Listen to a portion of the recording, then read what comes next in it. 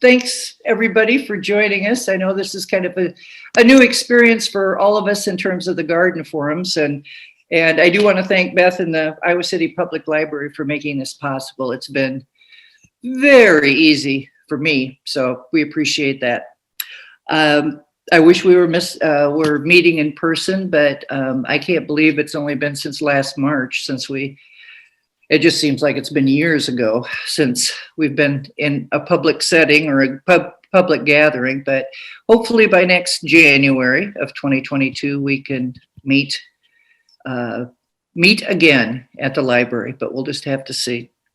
But thank you to the library and to Beth. As always, we just hope that our forums are entertaining, first of all, educational, maybe inspiring you to garden, but also just appreciate the wonderful gardening and gardens that we have in the Iowa City area. We are always welcoming new members to Project Green's group, all volunteer group, and we have options for joining us in our newsletters and on our website. And we will go over some of those as the spring gets a little closer. And there's actually some opportunity for hands-on gardening. This program can be viewed on the library's YouTube page. And I believe also we will have a link on the Project Green website too, if you miss it or want to rewatch it or spread it around to somebody else. Those are the options. Through the past 53 years, we're celebrating our 53rd year of volunteer gardening in Iowa City. We do the public gardens at the city-owned Ned Ashton House on Park Road. We do work at the Terry Trueblood Recreation Center. And our all-volunteer effort is also included planting and maintaining other parks, roadsides, riverfronts, medians, parkways, and public school grounds. We always appreciate any financial contributions, which can be made online at the Project Green website or at the Community Foundation of Iowa City or through the City of Iowa City. I'm excited to tell you about the other two. The other two forums that we're going to have this spring. We have one on Sunday, February 14th, that is going to at 2 p.m. as this one is, and I'll let Beth interrupt me if she needs to or correct me, but I'm assuming that the people need to register specifically for each one of these. So just as you did today for today's forum, check the library website to register for the February 14th one as well. And that one is going to be one of our favorite Project Green forum speakers, Dr. Donna Lewis, who's from Iowa State University and with Extension as well. And he's got a very timely topic called Love and Sex in the Garden. And he was quite tickled that he could present that on Valentine's Day. He picked that date right away. So we'll look forward to that on February 14th. And then a month later, on March 14th at 2 p.m., we will welcome one of our own PG members and a local author, Beth Cody. And she'll give a presentation on the history of ornamental gardening in Iowa from 1850 to 1980. And Beth will share photos and commentary and excerpts from her 2020 book, Iowa Gardens of the Past. And I'll do a little commercial. This is her book, and it can be found on her website. And she has a website for that. And I'm not positive at bookstores, but I know it's available there. And it is a beautiful book. So we're looking forward to that too in March. And while our 2020 plans for our Open Gardens weekend were thwarted last summer, we're planning on doing an Open Gardens weekend in 2021, just depending on everything, all the health conditions and such. But we're hoping to do that. So if you have a garden that you would like included in that, or if you see some gardens that you think would be should be included in that, You could forward those suggestions to a Project Green member and Cindy Parsons in particular, and I believe she can be found. Her email can be found on the website too. So we're looking for gardens for that, and hopefully we'll be able to do that. We had a great response in 2019. Was 2019? Yeah, we had 30. Hard to keep it straight anymore. We had about 30 gardens, and we had estimated 600 visitors. And with the help of our generous business partners and sponsors, I should say, there was no admission charge, and that's the kind of the format that we're going for this year as well. So we will have more information on how that's developing and whether it's going to happen again on our website, and hopefully by March we might have a little bit better idea, although we've thought that for months and months, I know. So we just have to keep looking forward, I guess. But stay tuned for that. And as I said, even if the garden isn't included this year, 2022. So please do that if you're so inclined. Today's speaker is Melissa Porter.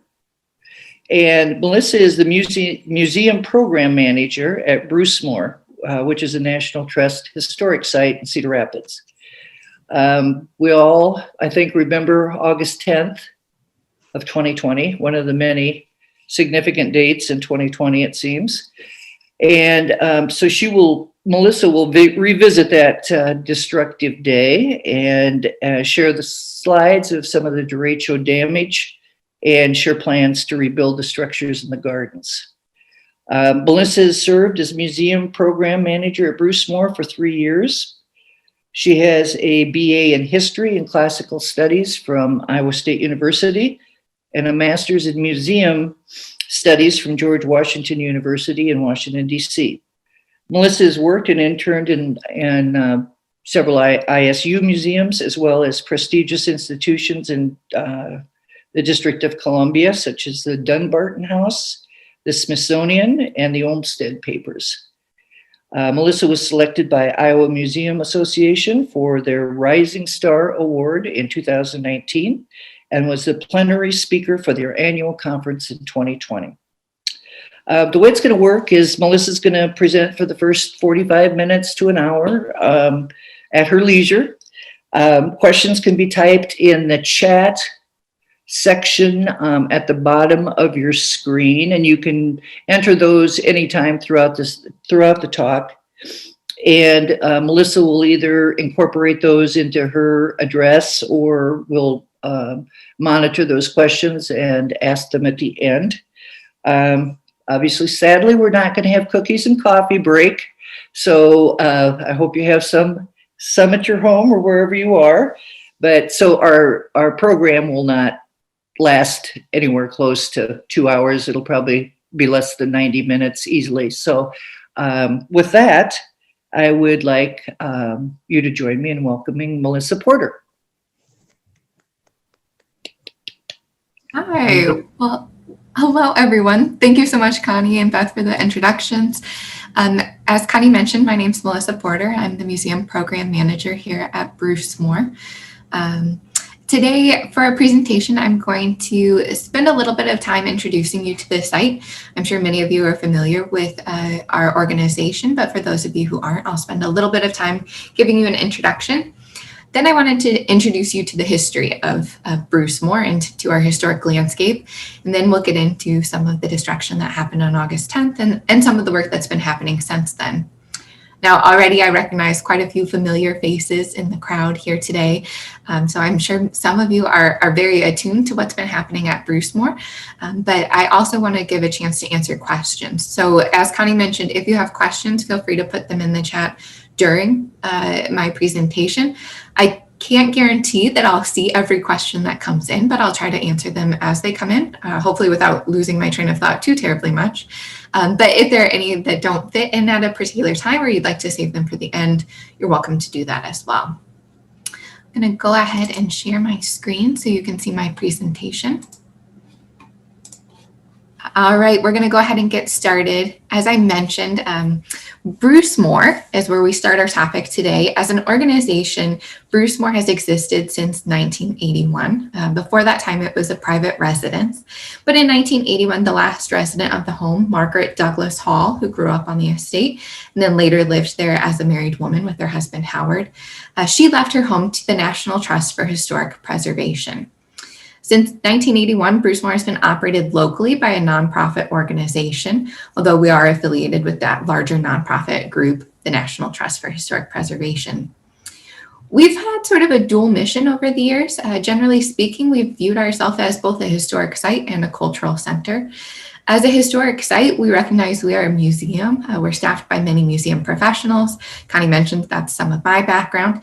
So we care for the history and we regularly research and interpret it and display it for the public. We welcome people in many years for tours regularly, so that way they can come and learn about the history of the site.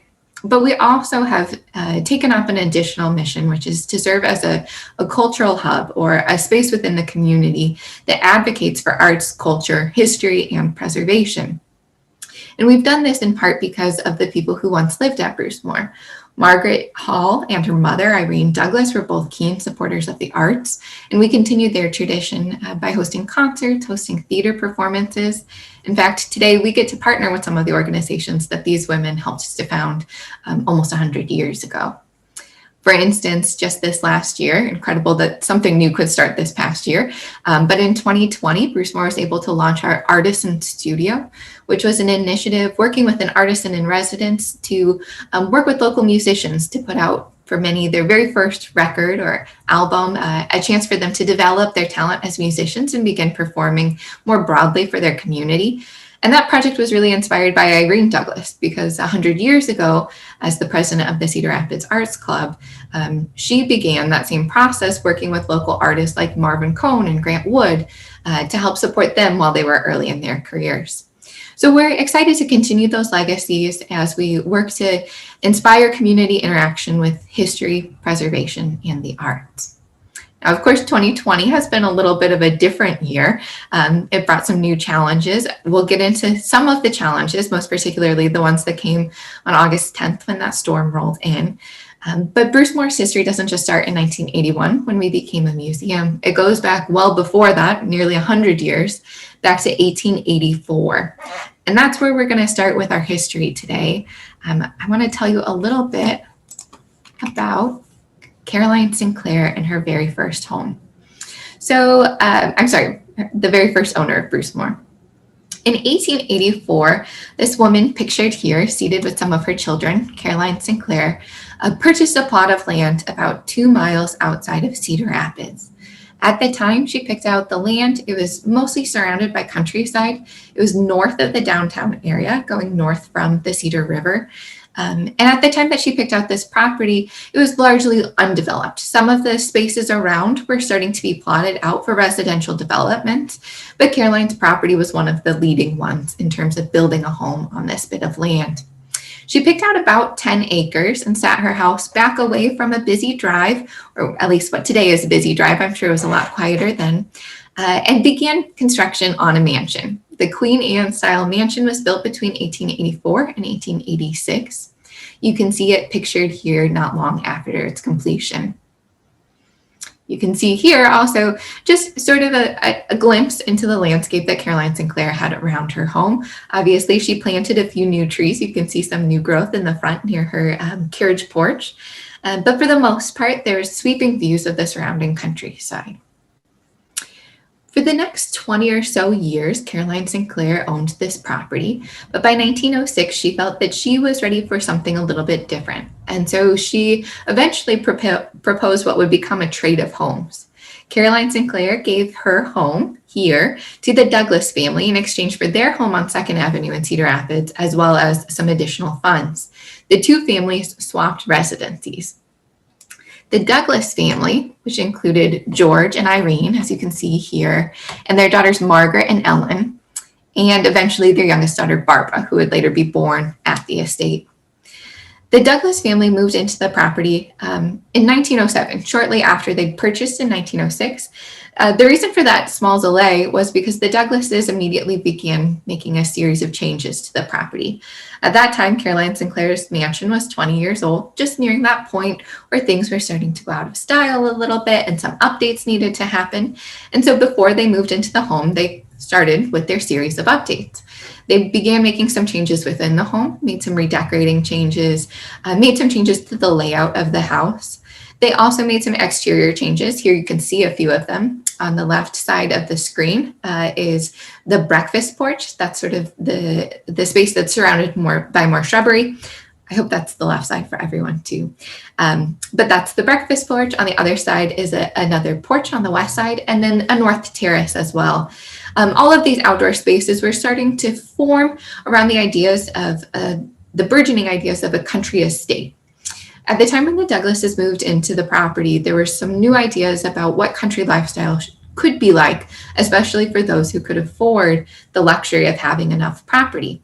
The Douglases were starting to make use of those ideas, and you can really see that in the way that they transformed the property.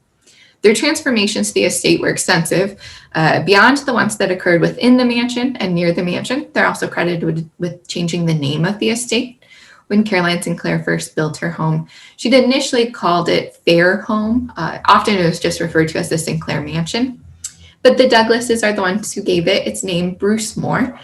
George Bruce Douglas took his middle name and then applied a Scottish naming tradition to include more, and it became Brucemore. But beyond those changes, the Douglases also made changes to the property as a whole. Here you have a map from the time when Caroline Sinclair was living on the property. You can see her approximately 10 acres marked with the boundary. You can see First Avenue, which is the main thoroughfare heading out of Cedar Rapids. That's the road upon which she sited her house. You can see she built her mansion back away from the road up on a hill to provide those excellent views of the countryside. And then there are some limited gardens, a small orchard, a barn, and an outbuilding towards the rear of the home. While over the 20 years that she owned the property, Caroline also added a couple of extra lots of land, purchasing up a few bits near the backside of the property. But really, her land purchasing pales in comparison to that of the Douglas family. When the Douglases purchased the home, they also began a long process of purchasing additional lots of land in the surrounding neighborhoods. They began expanding their estate, and at its peak, it reached 33 acres. I'm going to advance the slide, and you can see, if you just want to keep in mind Caroline Sinclair's map here, and then now here you can see the Douglas era property. You can really see how the family chose to expand the estate. Obviously, they nearly tripled the size of the property, and in doing so, they allowed themselves the opportunity to use the space in different ways than Caroline Sinclair had. While they still made use of her mansion, of course, they still had an expansive lawn between their home and First Avenue. They expanded their gardens, they expanded the orchards, and they also made a series of changes to the property to expand the ways that it could be used in other new areas of life. When the Douglases were living on the estate, the idea of country living was becoming especially popular among the wealthy within American society. And as the Gilded Age continued underway, as people began building up their wealth, there were new opportunities for people to really experience a different sort of lifestyle in the country, and the Douglases made use of that. They made changes to their property that generally fell under three sort of categories. The first was they added additional space for housing. So in addition to the mansion, they also added a guest house on the property and a duplex for servants. They needed additional staff to be able to maintain all of these operations they were adding to the property. Beyond that, they also added agricultural activities within the estate. While Caroline Sinclair had a garden and an orchard, the Douglases really expanded upon the idea, pulling in sort of that quaint American notion of the gentleman farmer. They started to incorporate a few additional pieces onto the estate. So you can see that the orchard expanded. Below that, the gardens. There are a couple of types of gardens, mostly leisure gardens for the ones near the mansion. Over on the far side, up near the top right section of your screen, you can see the cutting gardens and the vegetable gardens. That's where the bulk of the actual production of the estate happened. Irene Douglas carefully cultivated an alfalfa field within the property, which would be able to serve the livestock that they had on the estate, including horses, cows. There were also chickens, which were maintained in a chicken coop. The new livestock also required a new barn. And so the Douglas family tore down Caroline Sinclair's existing barn and added a new barn to be able to accommodate the expanded animals, as well as all of their vehicles, their carriages, and later cars. And then beyond that, the Douglases added a greenhouse to the estate, so that way they would be able to maintain some of the production throughout Iowa's cold winters, which we're all very familiar with today, just as they were then. And then the third sort of category of addition that the Douglases added with their expansion were the leisure activities that they added to the estate. And in these spaces, the Douglases really were trying to make use of outdoors, but making use of the notion of fresh air as a health benefit. And so you can see the many features they added, from a swimming pool near the mansion, originally a wading pool and then later a swimming pool, to a tennis court. Of course, the gardens were a leisure feature as well. They were intended for strolling. The formal gardens and the evening gardens both were intended for their beauty to be enjoyed rather than for their production for the estate. The Douglases added a man-made pond. They cultivated a woodland area through which they added walking paths. And then perhaps most unusually, they also added a squash court / bookbindery. It was a single structure that was designed to serve two functions. One as a squash court. Squash, of course, a game much like racquetball or an indoor tennis.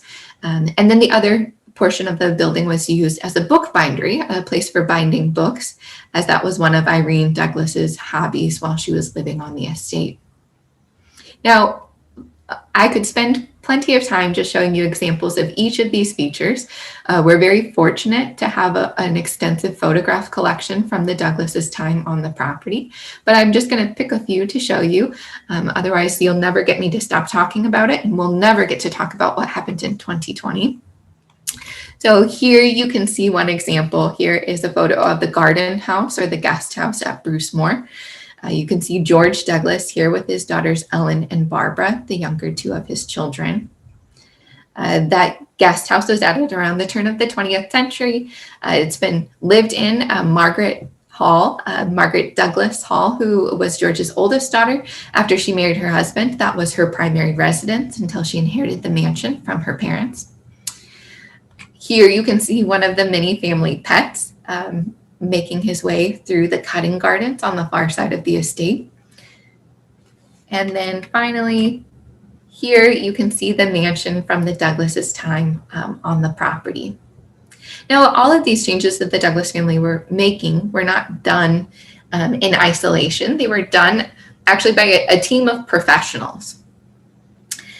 The Douglases hired not only many contractors to perform the work and architects to design the new buildings they were adding, but they also worked with a landscape architecture firm. In fact, one of the more famous Midwestern landscape architecture firms, headed by Ossian Simonds.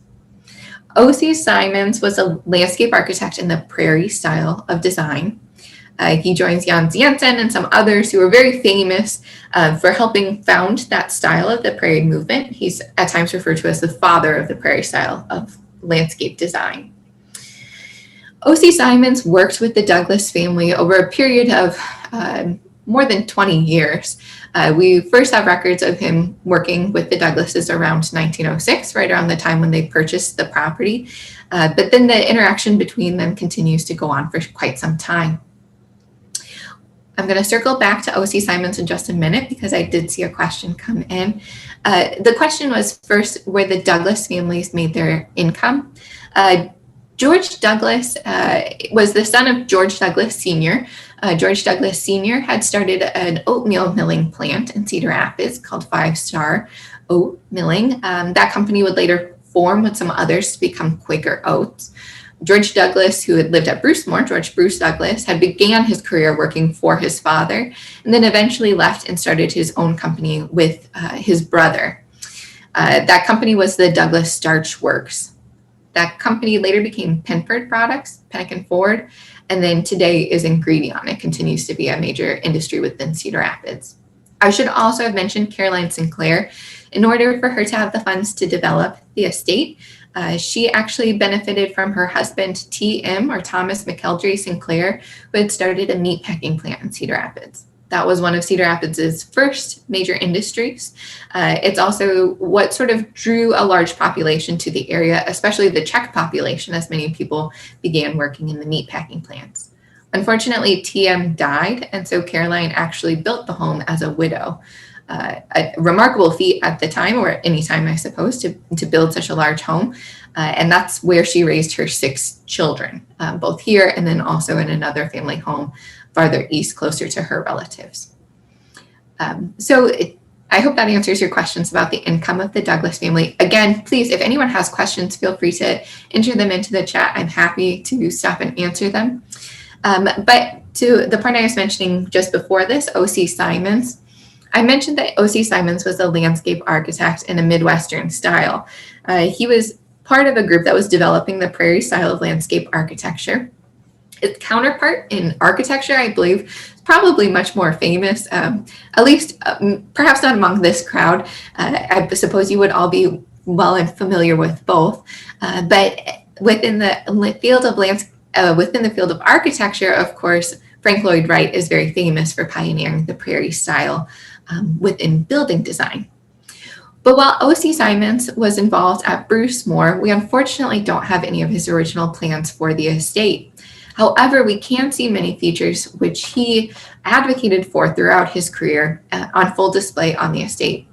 For instance, in his book Landscape Gardening, O.C. Simonds advocated for the use of natural plant life, for plant life that would regularly occur in the area where you were designing.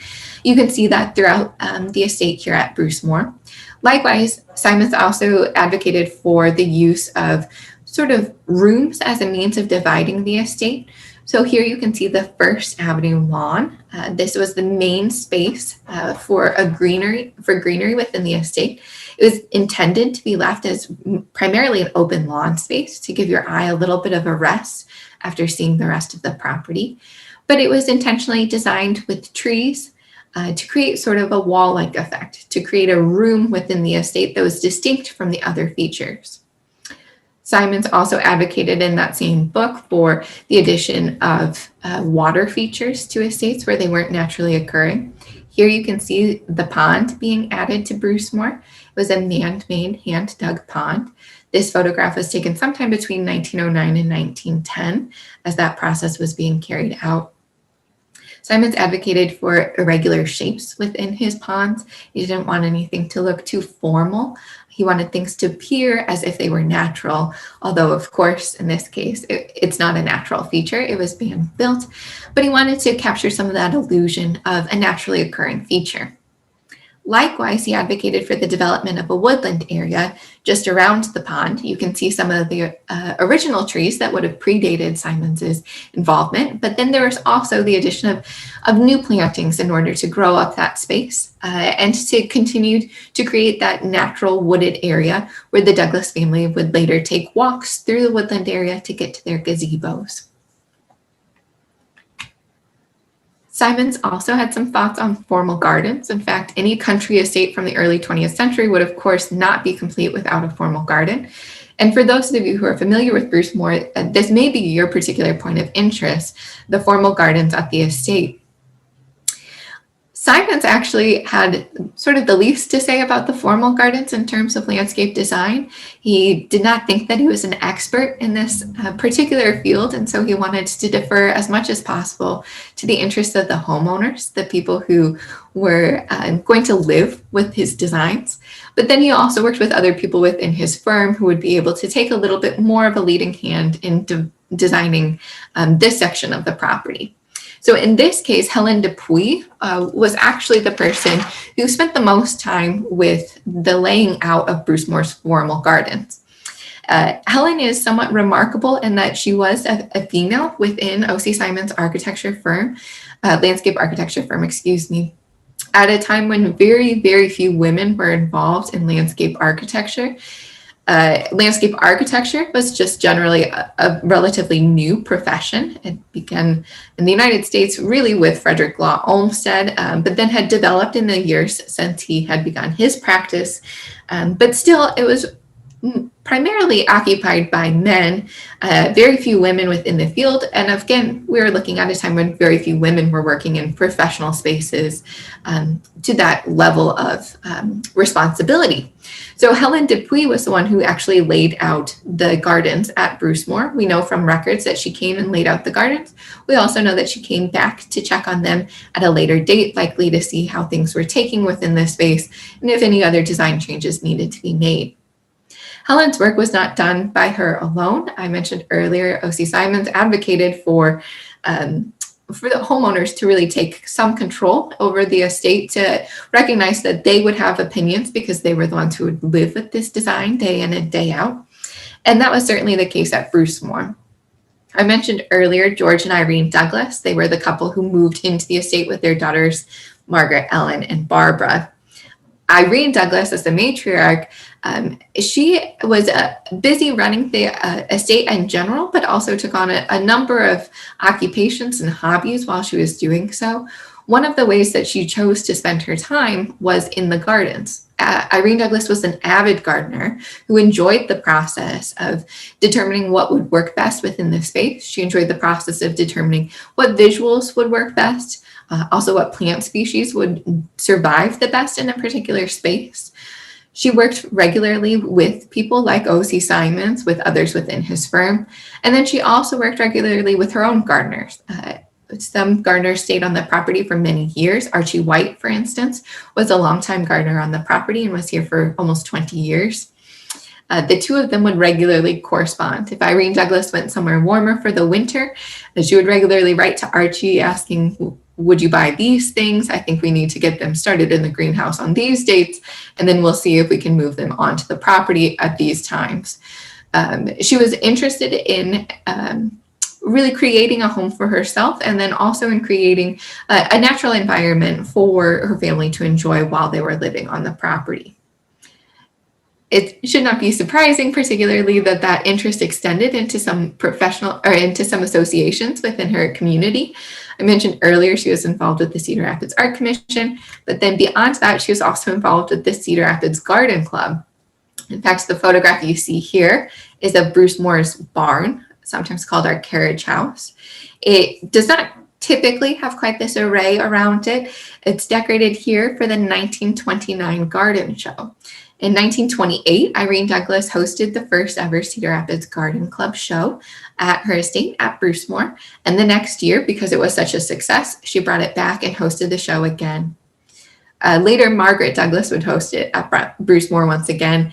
But those first 2 years, they drew thousands of visitors from across the state and beyond. In fact, they cited visitors from across the country who came to see this garden show put on by the club.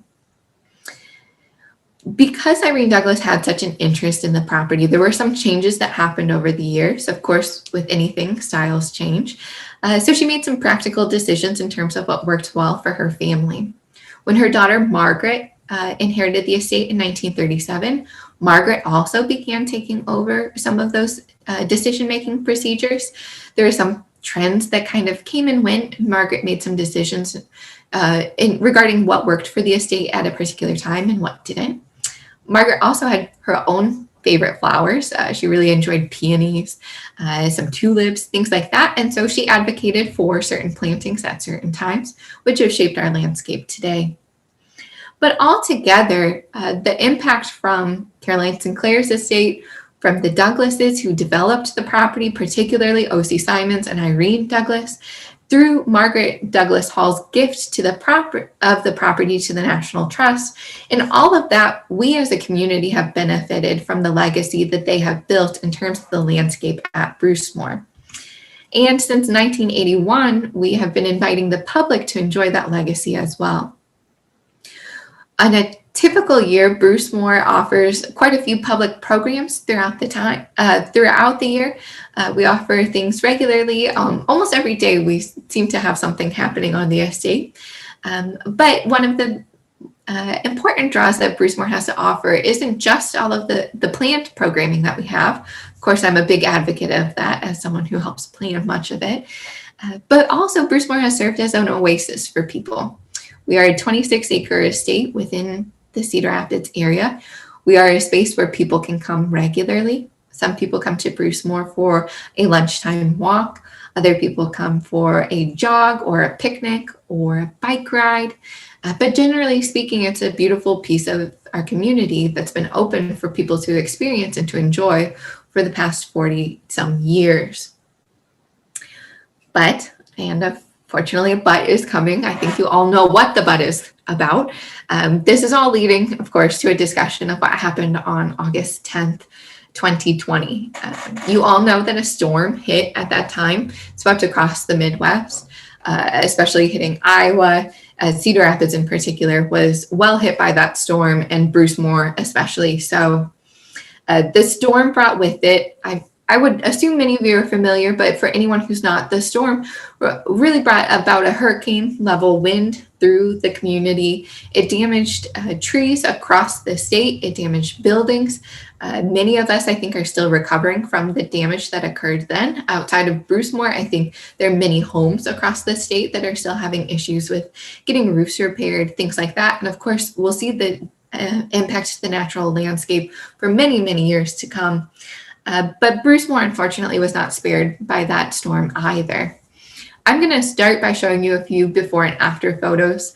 It's really difficult to capture the scale of the storm and to capture the scale of what's happened in the period since then. But I'm hoping the photographs will just give you a little bit of a glimpse of some of the changes that have happened because of that storm. Before I do, are there any other questions about the history of the estate that anyone would like to ask at this point?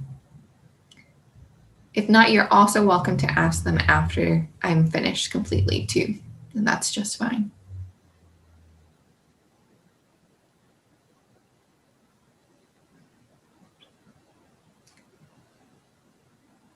I'm going to keep going. If I see any come in, I'll come back to them, but so feel free to submit them if you have them. So as I mentioned, I'm going to start by showing you a few before and after photographs. Of course, yes. I forgot everyone's, well, I didn't forget. I just passed over everyone's favorite part. So the question came in to tell us a little bit about the lions. I mentioned, of course, Margaret Douglas Hall. Margaret grew up at Brucemore. In the 1920s, she married a man named Howard Hall. Howard and Margaret moved into the estate in 1937. The two of them were important figures within the community. They were great philanthropists. They gave generously to a number of organizations across town, including particularly Mercy Hospital, forming a radiation center there. They were also generous in their time, in the way that they spent their activities. Of course, Margaret gave Brucemore to the National Trust after her death, another example of their generosity. But beyond being known for their generosity, the Halls were also known for a few of their interesting personality quirks. So they were big fans of pets, animals in particular. They had, over the years they were living here, about 20 German Shepherd dogs, only a couple at a time, but they always kept a couple of German Shepherd dogs. They also, at different times, had a pet monkey named Pepper. They kept pet deer, and they are most famous for having kept pet lions on the estate. They only ever had one pet lion at a time, which I think is very important to stress, because any more than that is a little too much. But they had pet lions while they were living at Brucemore, 3 in total. Each of the lions was named Leo. They spent various amounts of time on the estate, but generally they had their lions from a young age, and they were raised around people. So for the most part, the Halls were very friendly with their lions, wrestled with their lions. We have some incredible home footage of that, much closer to a lion than I think I would ever like to be. I would not advocate for lions as a pet. I think it made a few delivery people and a few repairmen a little hesitant to come onto the property when they heard about the lions. But an interesting piece of Brucemore's history, and of course why our logo is the lion today. Okay, if there are any more questions, I love to address them too. But as I get into this, I want to tell you a little bit about these before and after photographs. Here you see a photograph taken from the roof of the mansion. You can see we're looking down on the formal gardens. The formal gardens picked up on some of that same room-like quality of O.C. Simonds' landscape design. You can see the rooms of the formal gardens here. Beyond the formal garden, you can see just in the background a few brick steps. Those lead up to the evening gardens or the night gardens. Those were also planted by the Douglas family. And then over to the left side, you can of course see the tree line. The tree line indicates where the orchard had been. Beyond that, there's also a pond and some wooded area.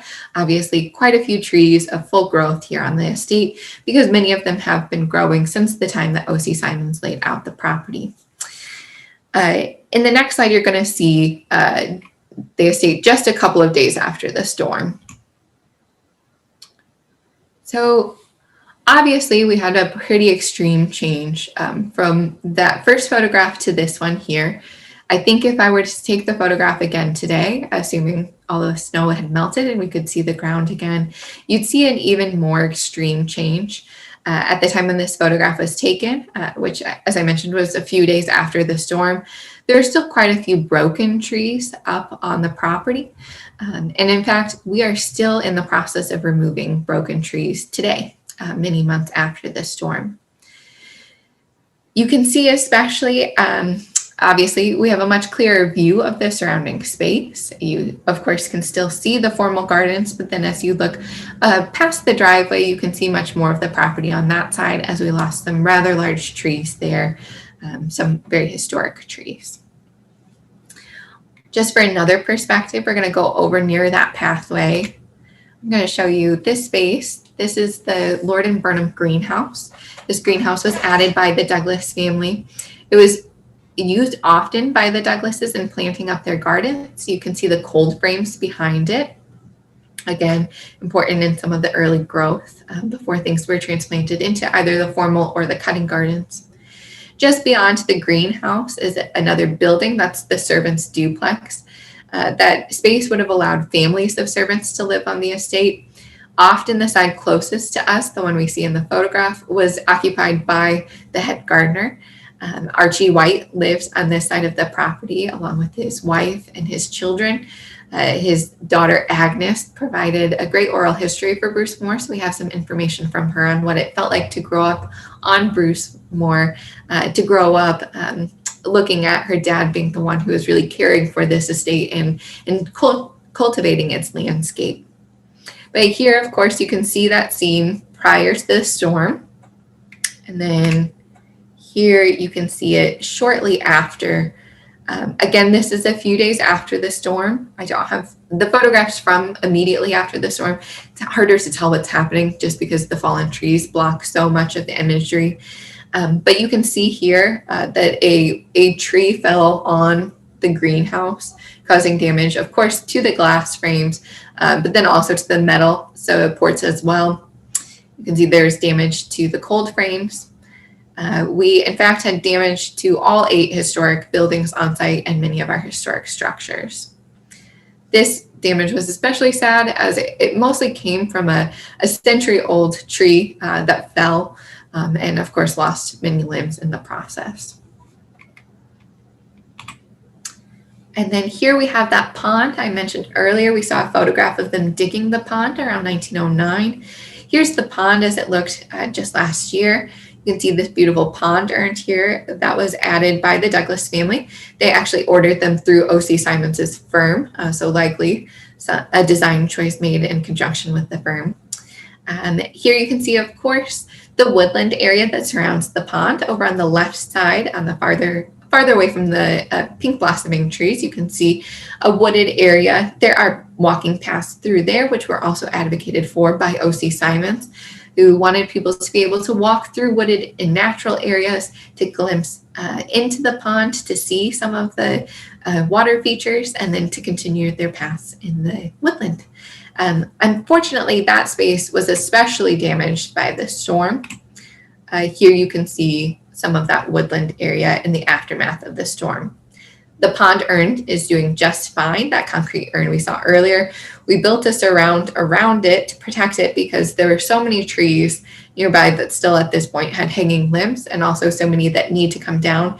And we just know heavy machinery will have to go by in order to get those safely down and to prevent any dangers of falling branches. In total, Brucemore's damage included damage to all 8 historic structures on site. We have 8 historic buildings. Most of those were added by the Douglas family. Of course, the mansion was added by Caroline Sinclair. Varying degrees of damage to any of them. The greenhouse, obviously one of the more badly damaged buildings. We also have a couple of modern buildings, including a modern greenhouse that we use for the operating of our gardens today. That building was severely damaged. Just in general, I think the greenhouses did not hold up very well against hurricane force winds. I don't think that's particularly what they were designed for. So those ones in particular have seen some issues. We also had damage to many of our structures and our artwork around the property. Our historic gates were severely damaged. Many of our pieces, like the cold frames, were damaged. Here you can see a work of art. This is Dancing Children by Basca Pfaff. It was actually purchased by the Douglas family. The artist later taught Margaret Douglas Hall how to do her sculpting. So this piece was also damaged by a falling tree. But I think the most devastating impact of the storm was the damage to the natural growth of the estate. Of course, it's hard to calculate the damage that this had in terms of damage to the beds of the gardens, damage to the landscape, to the grounds. But we can, of course, calculate the damage to the tree canopy. We estimate that we lost about 70, we had damage to about 70% of our tree canopy. I believe at last count, that was some 325 damaged trees, as in severely damaged trees.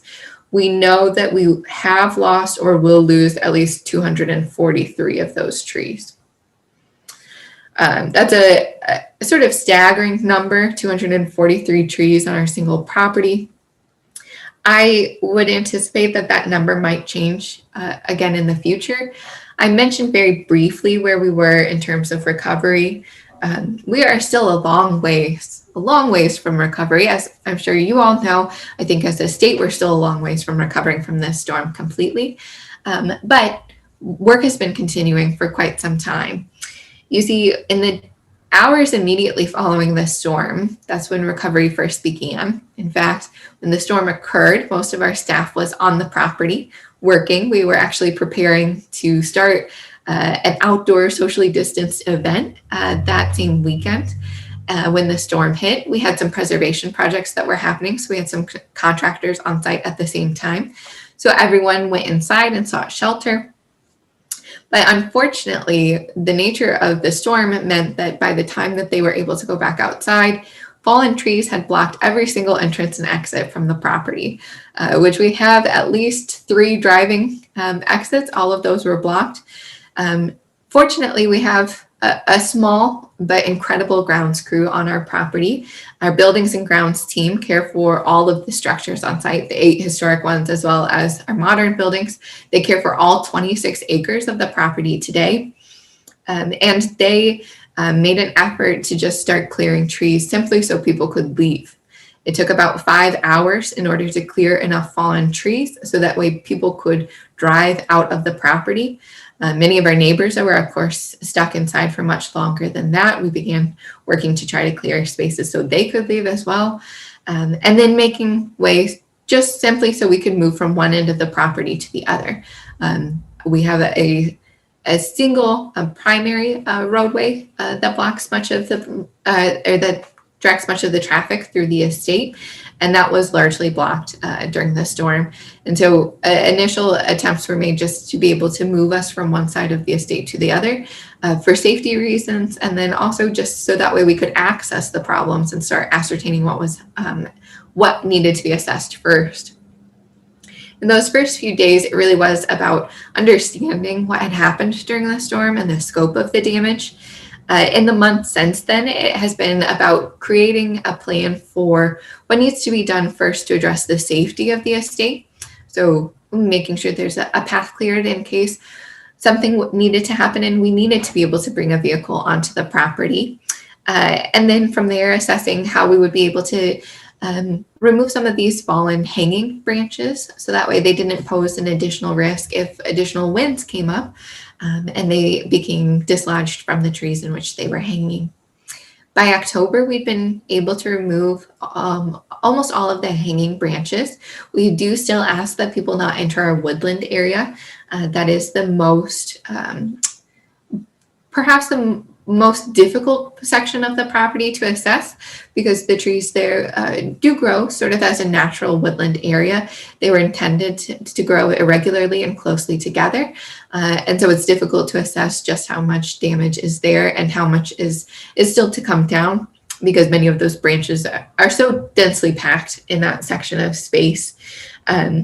And then beyond that, then the plan has been to sort of assess how we can start using the property again. We're very committed to being a space that we can welcome the public and can bring people back onto the property.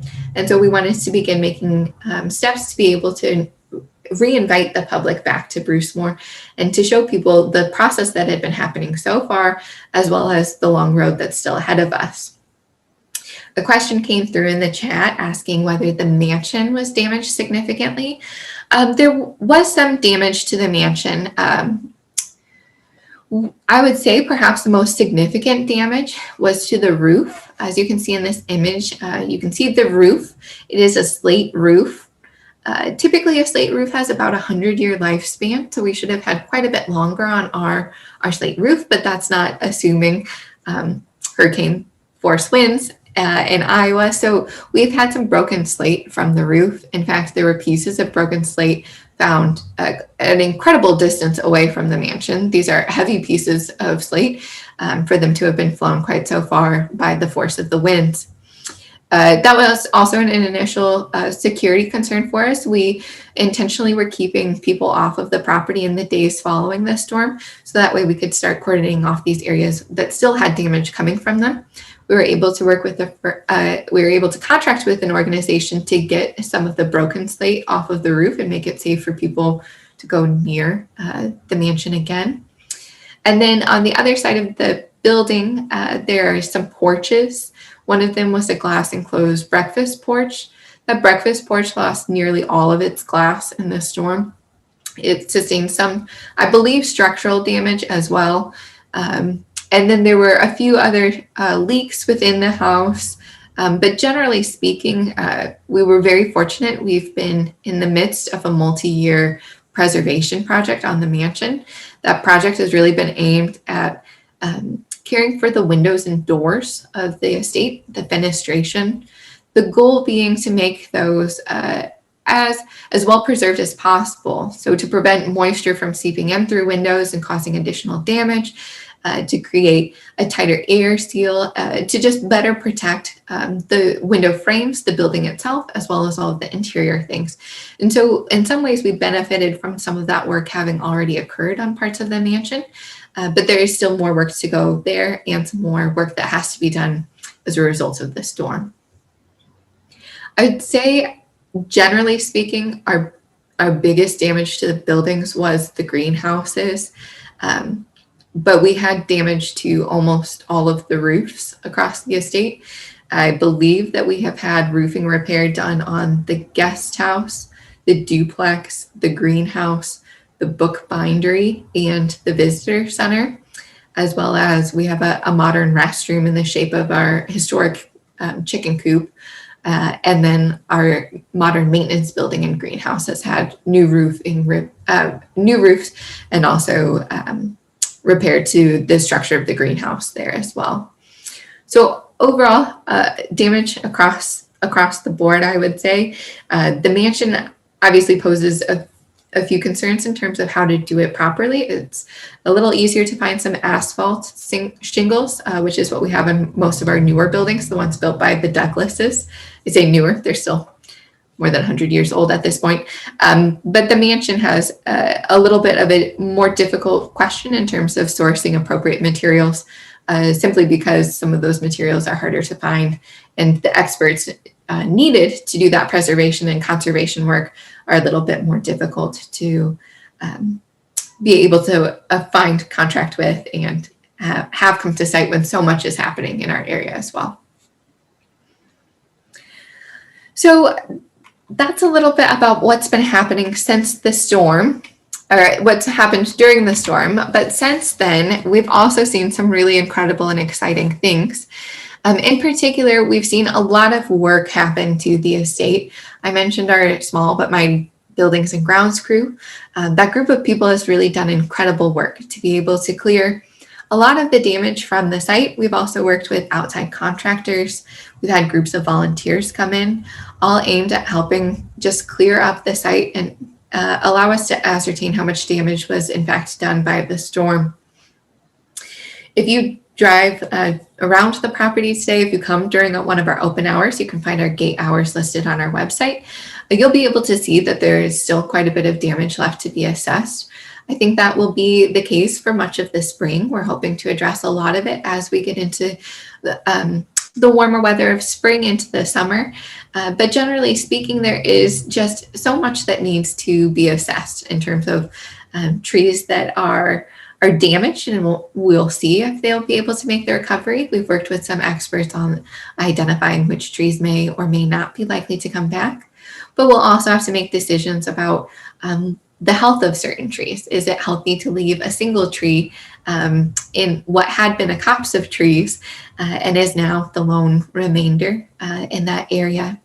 We'll do some new planting this spring. The hope is to be able to do some tending to the gardens. Many of those beds were damaged by either the storm itself, the falling trees, or later by recovery efforts. Of course, it's quite a bit of damage to the grounds just to be able to get the machinery into these spaces that we need to pull down broken and damaged trees.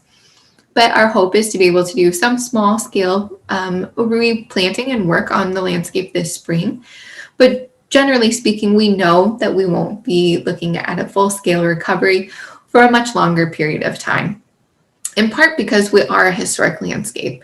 I started this presentation by talking to you quite a bit about the history of the estate, and that's because I was so interested in sharing with you the context of what recovery will mean for us. We aren't a private home. We aren't a park. We can't just make decisions based on how we think the space could be well used today or what would create a beautiful landscape for the property now. Instead, we're making our decisions based on the history of the estate. We are interested in using that history to share the stories of the people who lived and worked at Brucemore. And for 40 years, we've really benefited from this landscape. These trees that were planted 100 years ago have grown up around us. And doing so, they brought that history. They're a living testament of that history. We will be working to diligently research the landscape. We have many resources already in place, but we'll also be working with our internal and external experts to create a design for landscape recovery in the longer term, based on that historic design, warmly embracing the history of the estate and continuing to use that as a tool for engaging our community. As we do that, we are very encouraged by the response of community members. In fact, many of them I recognize many of you from volunteering at Brucemore, from engaging in all sorts of ways. But we are just so warmly encouraged by the people who have given their time, who have supported Brucemore financially. We received an incredible grant through the Cedar Rapids Garden Club in support of landscape recovery. We just yesterday, I believe, maybe Friday, made a formal announcement that we have finished our very first campaign. Brucemore is in the middle of a capital campaign, well before 2020 began. And we'd actually been encouraged to see that campaign was wrapped up, in part because of so much storm damage. People saw the need for financial support for Brucemore, and part of that campaign will be focused towards landscape recovery, giving us a chance to address many of the things that were damaged in the storm and to start to look towards rebuilding. And then, of course, just the community support in general. The number of people who have reached out to us with interest in hearing about what's been happening at Brucemore, just like Project Green, all of you have done in inviting me here to speak with you today. But then also in the many people who have given their support for the staff and for the volunteers and for the many people who are part of this process. So thank you for your encouragement and that. I see I have quite a few questions coming in, so I'm going to scroll back up and address a few of them. But I am by and large done with my, done with my presentation. I do have a few pieces for you here. Of course, we have our website. If you're interested in learning more about the history of the landscape, there is additional information on our website. You can, of course, follow us on Facebook, YouTube, Instagram, any of the social media channels. I would especially encourage either our Facebook or our YouTube page. Right now we have some really neat videos out, including some showing before and after footage, drone footage from the storm, as well as a few talking about the recovery process since then. I think you can find those all on our Facebook page, or you can go to YouTube and look for Brucemore site there. If you have any specific questions about today's presentation, my preference would be you ask them now so we can all chat about them together. But you can also send me a message if you'd prefer to contact me privately via email after this presentation. Okay. I think the first question I have in here from Mary Kirkpatrick asked, how much of the damage was covered by insurance? That's an interesting question. We are very fortunate to have insurance across the estate. We're actually working with a couple of different insurance companies. It's a little bit difficult to give you a solid answer on that. We do have insurance, but of course, anytime there's an event like this, there's additional costs beyond what insurance can or will be able to cover. I can tell you that we believe our total cost will be somewhere around, I think, $2.5 million from the storm. I think that's about $1 million to $1.5 million in either building damage and then the other half in landscape recovery. We had some pretty severe damage to our fencing. We had relatively new fencing put up around the property. Most of that was damaged. We have building damage, of course. We have damage to historic structures like our gates, and we're still working to figure out how much the cost of that damage will be too, as we have to consult with experts within the field to get even a good quote on that to figure out what the cost will be in the long term. Connie asks, will there be reimagining of the garden and grounds because you are starting with a largely clean slate? I think that's a really interesting question. So part of our goal in the next phase, our goal first is to just assess where we are, continue making steady progress on addressing the damage on the property. But then the next stage of this will also begin with extensive research, pulling the historic and modern sources that we already have. We have some incredible landscape design plans from the past few years that we had been working on to maintain our historic landscape. But then we'll also be consulting with both our internal and our external experts to create a larger plan for the grounds. We do have an opportunity to reassess some of the decisions that we had been living with for many years.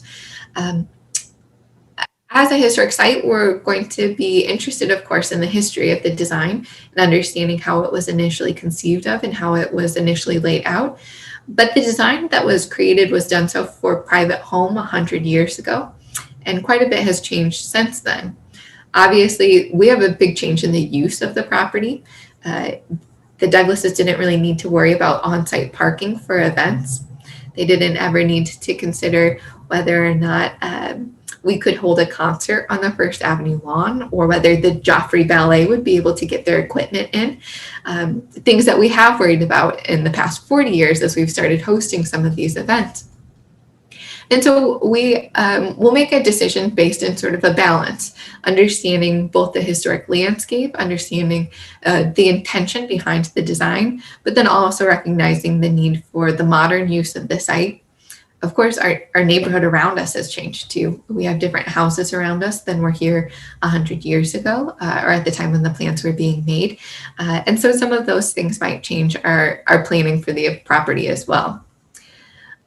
I think there will be some reimagining, and then there will also be some being very, very grateful for the people who have come before us and the designs they have already laid out. So I think it'll have to be a combination of the two. Cindy asked, are there any particularly historic trees, chestnuts, etc., that were lost during the storm? Yes, there were. So we lost several trees that I suppose mean different things to different people.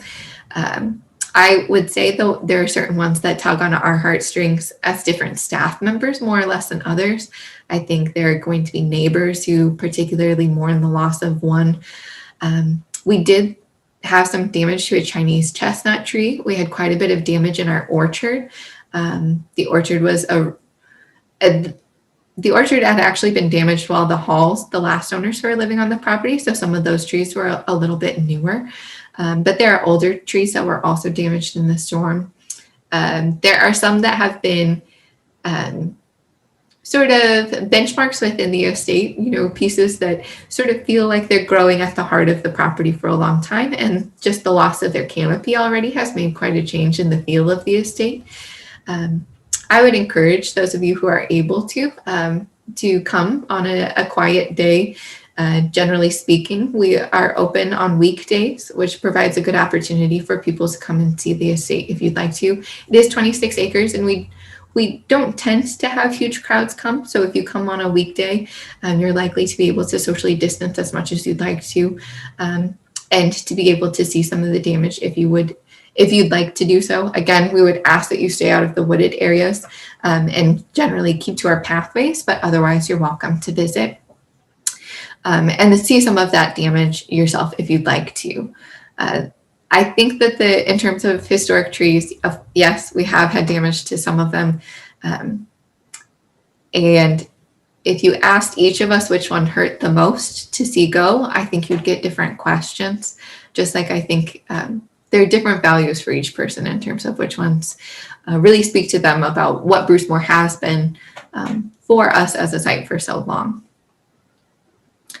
I don't know that really answered your question, Cindy. I hope it did. I got a little bit more of a personal answer for you than perhaps you were looking for. Lynn asks, in restoring the gardens and landscape, which historical period / style will you base your restoration on? This is a great question too, Lynn, and perhaps pointing to Connie's earlier question too. We will be looking at landscape restoration primarily in the terms of the interpretive phase that we focus on more generally as an estate. So generally within the mansion, we look at particularly the period of 1906 until 1937, which is when the Douglas family was living on the estate. Now, there are some exceptions to that.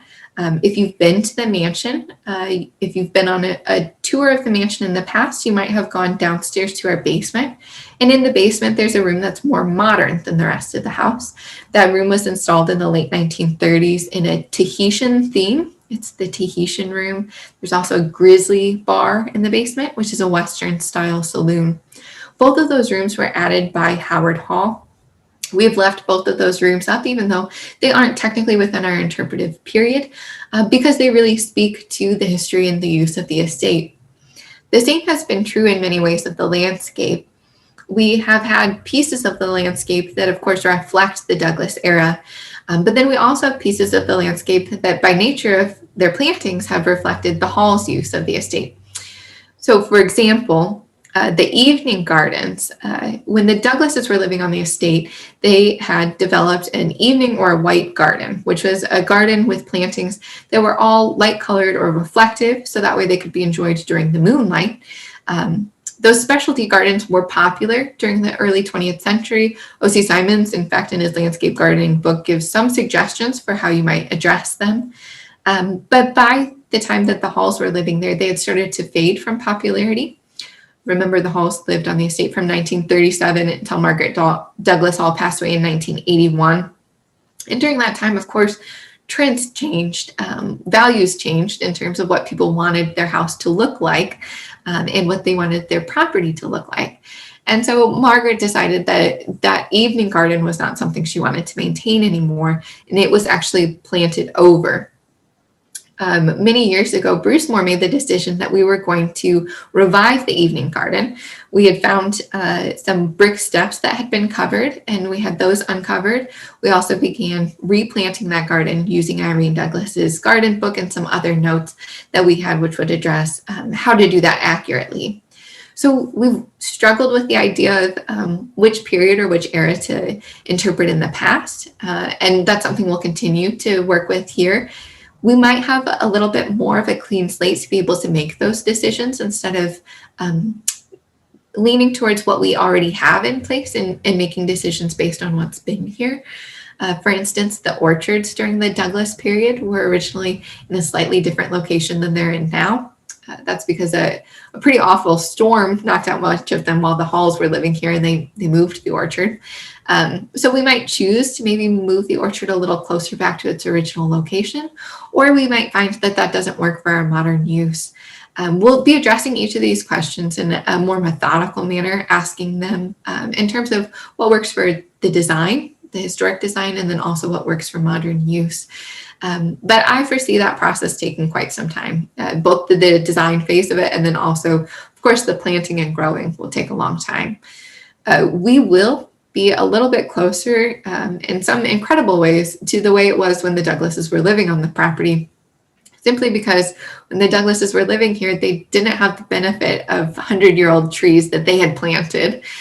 Instead, they were living with many much younger trees.